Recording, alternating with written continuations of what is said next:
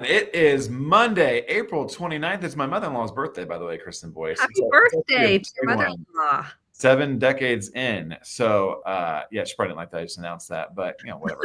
So she's out. I saw her eating birthday cake this morning. It's her 70th birthday. Happy birthday, Nana. But that's not what we're here to do. We're here to talk about mental health. I'm Mayor Chris Jensen, the mayor of the beautiful city of Noblesville, Indiana, that's under construction. We'll talk about that a little bit later too. But I'm joined by my good friend, licensed therapist and owner of Pathways to Healing Counseling here in Noblesville, Kristen Boyce. Good morning, Kristen. Good morning, Mayor Jensen. Good to be here today. I know the weather is a little rainy, gloomy, overcast, but that's okay. April showers bring May flowers, right? It's going to happen. That's right. Avoided most of the rain this weekend. You were commenting on my tan, which I appreciate. I was at the baseball field most of the weekend. So that is courtesy of Noblesville Youth Baseball. And I hope everyone had a good weekend. I know you were in Arizona last week, enjoying some little time to reconnect with some family members, which is awesome. So that's a huge part of your mental health journey as well. So welcome back to the Midwest, and thanks for bringing the sun. Yes, thank you. It was very sunny, so Good. that was really nice. Good. Speaking of sunny, we're going to tackle some sunny or maybe not so sunny topics today on Mental Health Monday. We're going to talk about some anxiety, which, I love kind of as a very overarching term. I know we're going to kind of deep dive into it. It's something that so many people, whether they know it or not, are probably are challenged with it of all age groups. And we're going to talk about what it is, what it isn't, what it looks like, how it manifests, how we handle it, and hopefully give you some strategies if you are battling that or know somebody battling it, so anxiety adjacent, to help deal with that. I can tell you, we were joking before we went live that Noblesville is under construction, as are so many cities across the world right now. It is construction season. So, even if you don't have anxiety on a normal basis, you might have some now because of just the surroundings around you. So we'll talk about all those things. But before we do, let's talk about some square breathing, which is one way that I, on a daily basis, try to deal with anxiety is some square breathing. So let's go through a little exercise before we dive into this. I think it's important to say when we're in traffic, because I know that's one of the things going on in the city right now is the traffic. This is the number one strategy that I can teach you to deal with the traffic. I mean, there's many others, or to deal with anything in your life that you feel worried. Worried is another word for anxiety about. It helps you come back to center, get out of that fear-based frustration, anger place, back to the present moment, and calms your nervous system down. So we're going to take 2 breaths. We inhale through our nose. We exhale out our mouths. Why are we doing that? We're doing that because we want to be in what we call the parasympathetic nervous system. What does that mean? Think of parasympathetic as peaceful place. We want to come back to peace. We want to get out of kind of fight, flight, freeze, or fawn, which is our people-pleasing place, into a peaceful place. So that's why we're breathing out through our nose or through our mouths, because that helps relax the nervous system. If you want to energize the nervous system, we're going to breathe in through our nose, exhale through our nose, which is very different. So we're going to take a big, deep inhale through our nose. And you can count to 4, hold for 4, and then release out your mouth.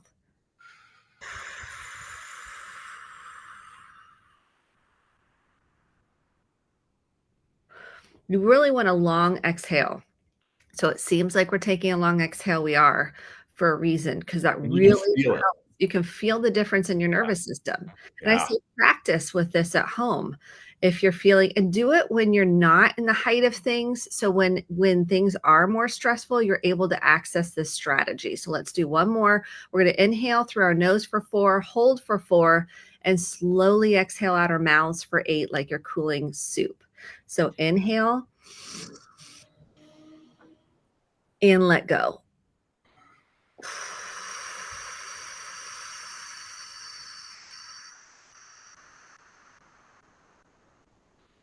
I will say my old show choir director would tell you to make sure you're breathing from your stomach. We're not rising our shoulders. We're really intentionally going deep. To your diaphragm. It's like really, really connecting to your body. Because if you're not connected to your body, that's one of the things you're working on, reconnecting to your body, reconnecting to your breath. We were just talking about this weekend during soccer. Viv Jensen was huffing and puffing a little bit. We were talking about breathing through our nose, not our mouth, to really get that deep breath, to get us even in a cardio moment there or in a stressful moment there. So I always talk about this, but over the past 5 years that I've been in this job, this has been a huge tool for me at any point in time. People always joke about how I can be calm in times when I'm maybe being told things not so kindly. This is a huge strategy I use every single day in every aspect of my life. Yeah, and you think of childbirth, like what are we taught? Lamaze breathing. Mm-hmm. What are we taught? We're taught how to breathe through pain, how to befriend the pain. And that's what breathing does. It helps you cope with emotional pain, distress, stress, frustration, worries, concerns. It helps you come back to the present moment to be able to handle and deal with it.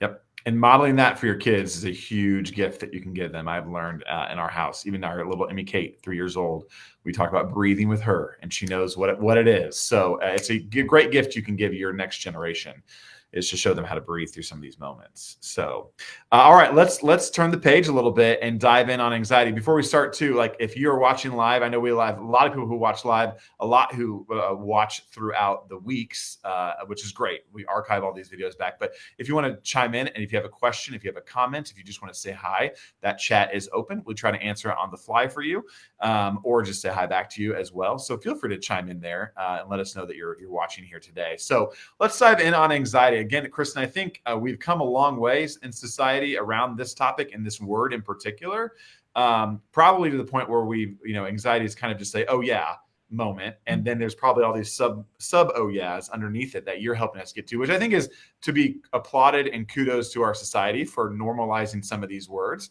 But really, anxiety is something that looks different for everybody, feels different in everybody, manifests itself differently in everybody. It can have physical changes to your body. It can have certainly emotional changes. So I'm excited to kind of dive in and reset ourselves, especially on the cusp of Mental Health Awareness Month in May. This is something to kind of dive in and really think about what it means. And I'll let you kind of drive the conversation. Then I would love to chime in along the way too. Yes, let's talk about anxiety, because we throw that term out quite often. And what anxiety is it lives, I like to frame it in really down to earth terms. It's like worries. People say I'm worried, or I'm concerned, or I'm scared.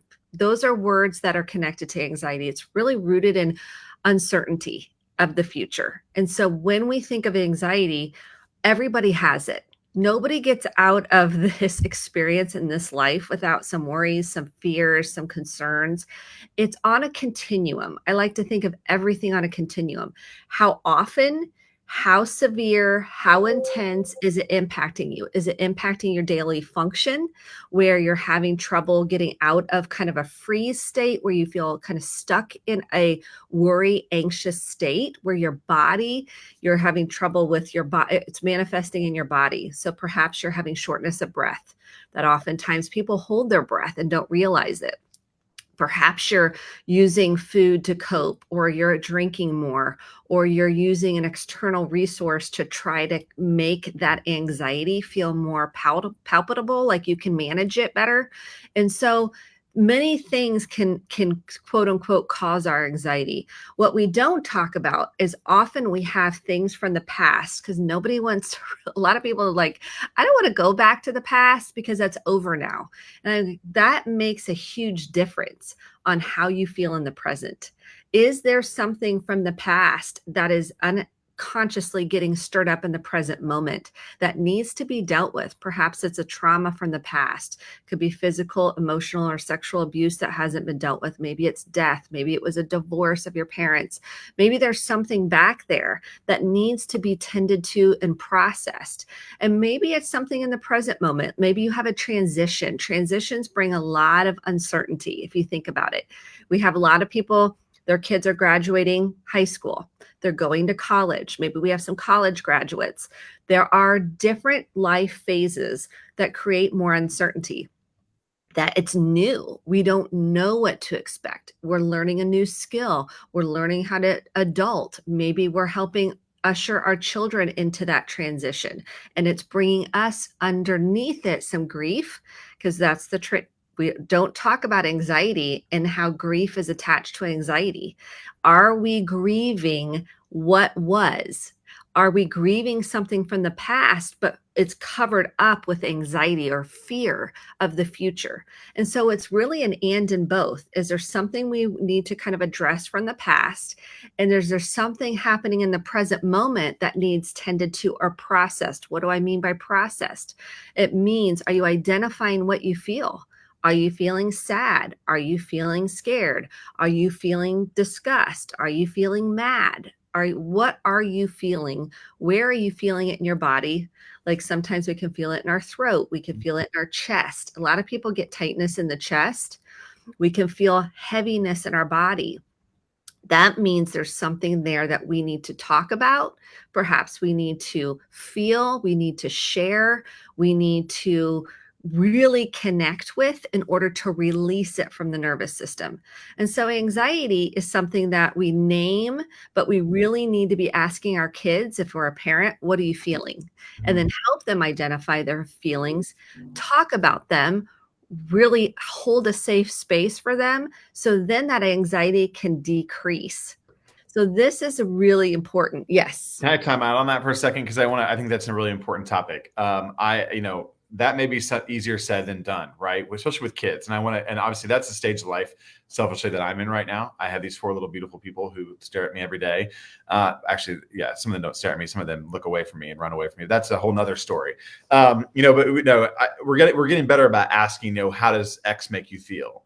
But then walk me through, like, if I have a kid that says that makes me sad or that makes me angry, can you talk a little bit about what's maybe some probing questions, where we go from there? Because I'm sure you've been there before. You're like, okay, long pause. Right. Not sure what crap you actually answered it really well. Thanks. I'm not sure what to do with that. You know what I mean? Exactly. Maybe hit on that for a second. Yes. First of all, you're not there to fix it. So that's the first thing. So I always say you can't fix it. That's hard. It's hard for a parent. Hard because we would rather it be us than them. Yeah. I would rather me go through heartbreak, hurt, rejection, bullying, whatever it is. I'd rather go through that than my child. So let's just name that first. And that's probably similar to, even if it's not a child, right? Like in a relationship, you can't fix somebody else's, right? 100%. Yeah. This is a truth of a truth. And as a therapist, I can't fix anybody. Right. It's not your job to. It's not my job. I'd be doing a disservice. That puts a hierarchy. Like, I know more. I am more powerful than someone else. Yeah, I'm a guide. I'm a facilitator. Somebody, I forget what the topic was the other day. Somebody mentioned to me something. I forget what they were even in the context. But I wish somebody would just tell me what to do. Yes. And I was like, it's kind of. I know. I have a friend of mine going through a cancer diagnosis and trying to find answers on how to, what they want to do. And I think they're looking at their doctors for, like, what's the answer? And I'm like, it's similar to it on the therapy side. Like, they're not there to, unfortunately, give you that answer. They're there to guide you to come to that conclusion. So anyways, it was just very topical because I just had this conversation the other day. Yeah. And that's tough. Yeah. We do want answers. You want answers. You want somebody to tell you what to do. And I want a solution. Yeah. I want a solution. So as a facilitator, think of that as you, as a parent, you are the space holder for them to come and let it all out. Okay. Mm-hmm. You're the space holder when they're young for them to come in a safe way and tell you what their thoughts about how they feel about themselves, which is hard to hear. Okay. Especially when they get to be teens and they feel like they compare themselves to everybody on the internet. And when they're little and they feel like they're not smart, they're stupid, they're rejected, they're not included, is for you to say, that makes sense how you feel. Okay. I'm acknowledging that they feel sad. I'm like, that makes sense. Tell me more about that. Yeah. And then they're going to go on. Great. The more they go on, and we're going to have a lot of patience, the better. Because we're like, well, if you adjust, if you just come out of your mouth, you're in fix it mode. Mm-hmm. If you adjust or just do this or just do that, or if you would just do that, boom, that's a sign that you've already crossed over into fix it mode. So the key to parenting little ones and emotions, this is specifically tied to emotions, is allowing them to get it out and you going, that makes sense. You feel sad. Tell me more about feeling sad. Tell me more about it. That's a key one. And the other thing that I think we don't tell our kids enough is you make really good decisions. You make trust yourself. And this is young. I started my kids young. I said, trust your vibes. Like if they go, oh, I just don't get a good feeling about that. I go, trust that. Trust your vibes, trust yourself. When we empower our children to trust themselves or telling them they make good decisions, how empowering is that? Now they're not always going to make good decisions. They're just not. This is part of learning. This is part of evolution. I know I didn't always make good decisions. And those were some of my greatest learning in my life. As a parent, I have to remind myself, they're going to have to go through this to learn this next part of life. And unfortunately, there's some pain. So I will be here to help process that pain. I will be the safe person to help process that pain without shaming them. This is the hard one because I can do this. I can be like, well, I told you. Like if we said it's cold out, they don't want to wear their coat. You would go, told you this morning it was going to be cold and you wanted to wear shorts and a t-shirt and it's, 30 degrees out. To not go down that road is one of the hardest things for me as a parent because I'm like, I told you. But that just shames your child. Shaming means that they're an idiot. They're stupid. They're not good enough. And I know better than you, which, okay, we've had a lot of life experience. We have. But to come at it with shame only creates more shame in kids. And they're not going to open up to you and they're not going to talk to you. If you come at it with a fix it mentality, they'll stop coming to you. Okay. That makes a lot of sense. And like I said, as a parent, that's a lot easier said than done. That's very difficult. I'm walking the walk with y'all. Yeah. So I'm with you. Yeah. So talk about pivoting a little bit off of kids, because I think that's important. But can we talk a little bit about what anxiety looks like in adults? What we might feel, how we might act, how we would identify that in others, kind of going down that path a little bit. Yeah. What I see in adults is kind of intrusive thoughts about the worries. Like you'll be at your desk or you'll be trying to work or you'll be trying to do something. And that worry just kind of it's like an intrusive thought that just keeps coming into your head that you struggle with shifting away from that. Your body starts to feel, you feel physical symptoms. It can start affecting your relationships where that anxiety. So for example, like I can kind of go more to anxiety and my husband can go more to shame. So my anxiety can trigger his shame. So it's like, he can feel like, well, I'm not making you happy. I'm not doing enough. It has nothing to do with him. It has everything to do with my own anxiety. And so recognizing, when are you feeling anxious? What are your symptoms? Like I know if I start kind of looping on something, like I'm looping on I need to be on time, for example. What if I'm not, instead of going, it's okay. I did the best I could. I left him plenty of time. Take a deep breath. And it's okay, because that anxiety, if I get anxious about time, guess what's going to happen with my family? It trickles down. We have a saying that anxiety kind of travels. You're going to tag other people with your anxiety. So the first thing is to recognize when you're anxious, what are your triggers? Because your triggers are on you. It's not up to my husband to manage my anxiety. It's up to me. And so recognizing, what are my tells of when I get anxious? Well, I start getting a rapid breath. I start wanting to control things more. I start wanting to manage things more tightly. And sometimes that can be helpful, but oftentimes it isn't, because here's the truth bomb I'm going to throw out there. We don't have control. It's an illusion. I can only manage how I'm going to deal with it. Like, how am I going to practice my breathing? How am I going to move my body? How am I going to maybe deal what's underneath the anxiety that needs to be dealt with, that maybe I've buried, or I've, done, kept busy, or I'm a workaholic and I've done that instead of dealing with it. And sometimes people need medicine because their brain or their body is kind of in such overdrive, or it's not producing enough serotonin. Maybe and I'm not, saying that you have to have medicine, but sometimes it can be helpful, like an SSRI, and that's a whole different conversation. So sometimes we might need to consult with a psychiatrist, a therapist, a physician. We might need to say, it's really impeding my daily functioning. I'm not able to sleep. It's affecting my sleep at night. I'm not able to get a good night's sleep. We know it's extremely important when we have anxiety sleeping is critical, like a sleep Mhm. schedule. I will Mhm. put my clients on a sleep schedule. I'm like, okay, what time are you going to bed? What time are you getting up? What relaxation things are you doing? There's a lot on like the Calm app or Headspace to do some meditations before you go to bed. Or if you need to during the day, let's say your anxiety is really high, what kind of meditations can you put on? How about music? Are you listening to helpful music that can help calm the nervous system? Are you how much caffeine? Anxiety and caffeine are like enemies. I'm going to tell you. They are like enemies. So the more caffeine you're drinking, the more anxiety, more anxious you're going to feel. So I will do an assessment on how much caffeine are you, or in sugar are you consuming in a day. So these are important things to explore when you are struggling with feeling anxious. And your body gives you that information. Yeah. So I was going to talk a little bit about, I think the self-identification is really, really important on anxiety. I want to, at some point, kind of circle back and talk about identifying in others and how to manage that maybe in relationships. But can you talk a little bit about like bad coping mechanisms, what that might look like?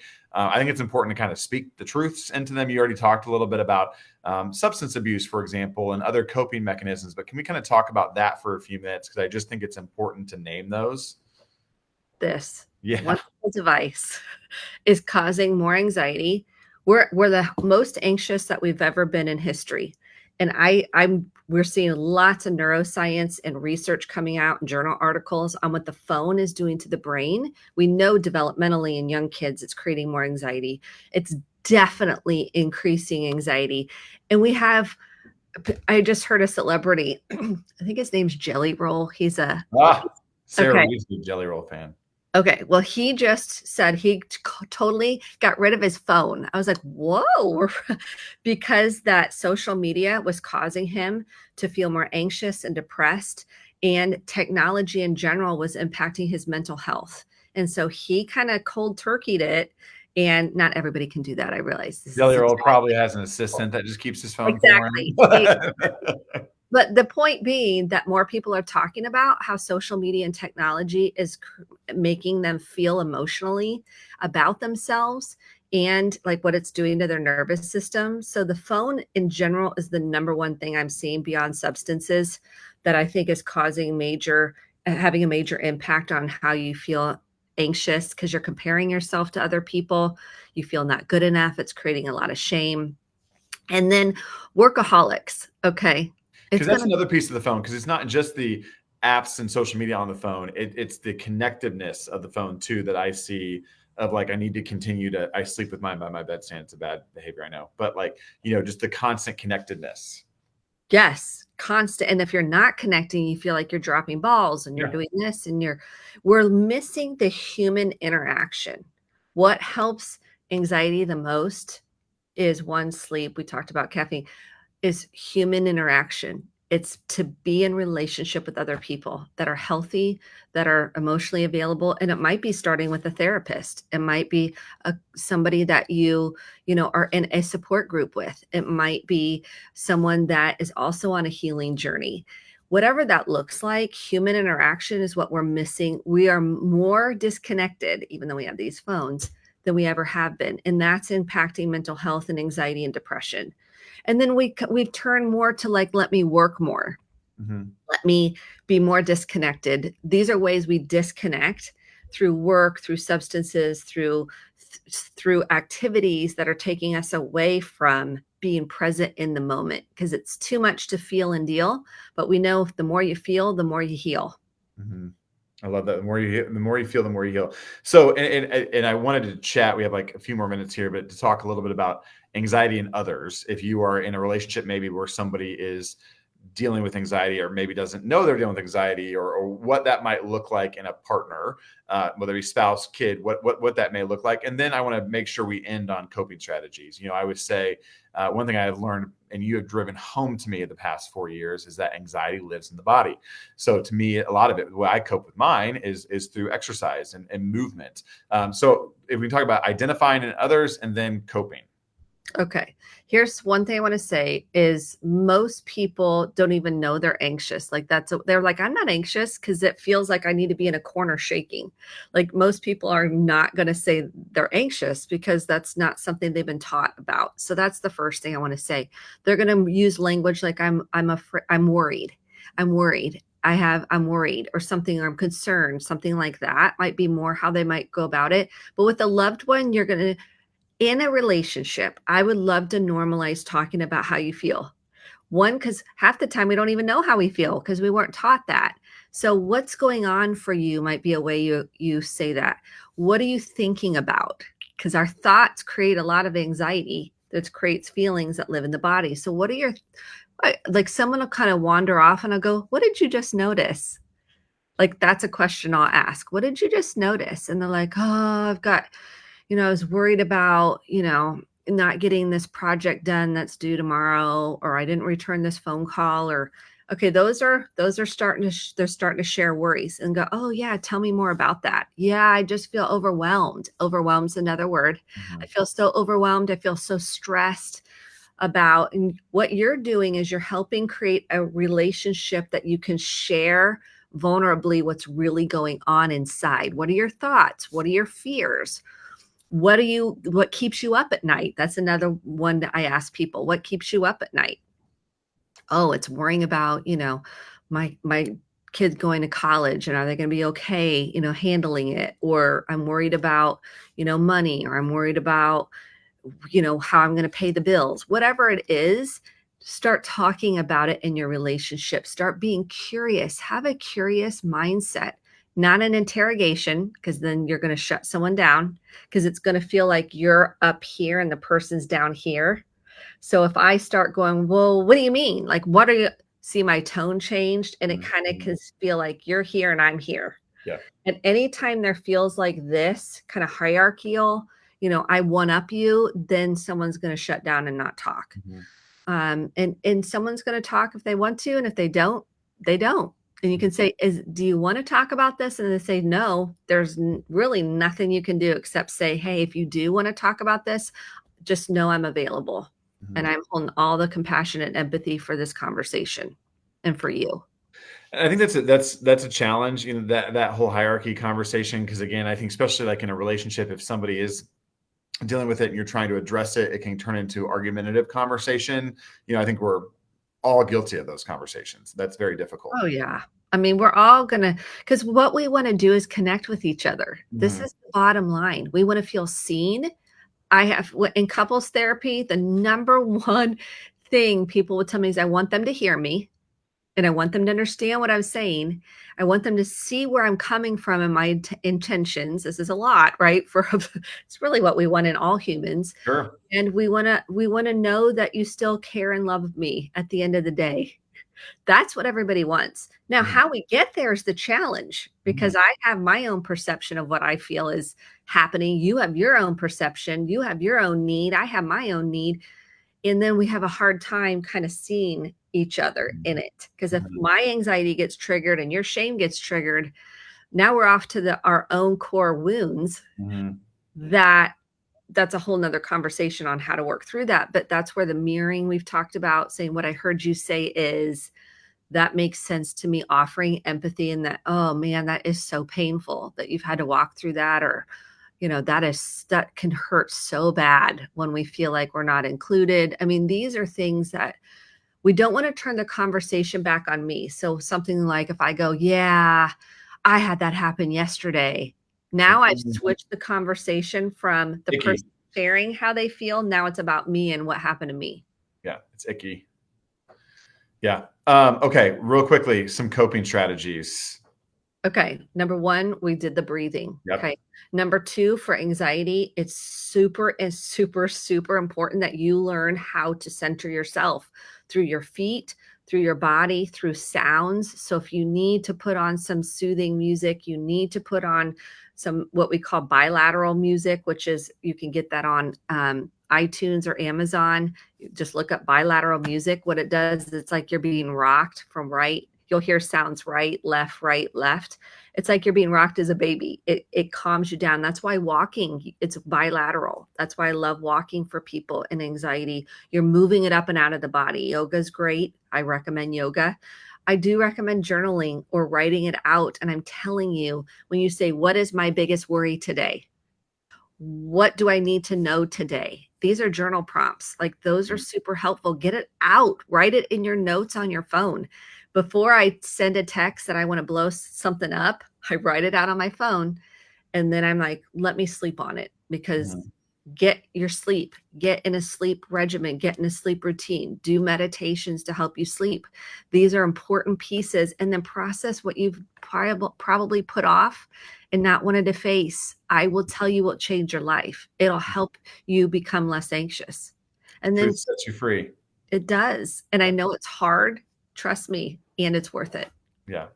I love this. We could probably talk for hours about anxiety. This was so helpful. I know we were all over the place, but there was some great practical information in there about anxiety. You know, my takeaways, it lives in the body, and write it out to get it out.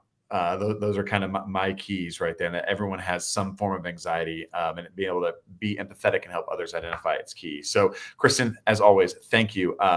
I will say we're going to be back here next month in May for Mental Health Awareness Month. Sounds like we're going to talk a little bit about Noble Act, which is our contribution in the city side around mental health. And we may even have some special guests with us during that time, which I'm really excited. But as always, if someone's in crisis mode or just needs help right now, where do they go? 988. 988. Call, text 24 hours a day. And let's get that out more. If you know someone in crisis, if you just want to talk about it in conversation in your family, just say, did you know about 988? Have you ever used it? Would you ever consider using it? If you needed it or someone else needed it, talk about it. Let's normalize talking about this with friends, family, and coworkers. I love it. Thank you, Kristen Boyce. Stay safe, everyone. We'll see you back here next month for another edition of Mental Health Monday. Awesome.